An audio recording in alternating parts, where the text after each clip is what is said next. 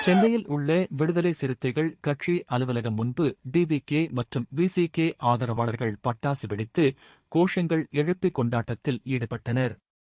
விஜய் தலைமையிலான தமிழக அரசை அமைக்க விசிகே, சிபிஐ, சிபிஐஎம் மற்றும் காங்கிரஸ் கட்சிகள் நிபந்தனையற்ற ஆதரவை வழங்கியுள்ளன.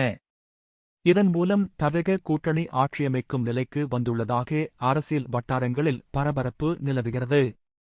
டிவிகே ஆதவ் அர்ஜுனா, விசிகே ஆதரவு கடிதத்தை பொதுவெளியில் காட்டி வெற்றி என அறிவித்தார்.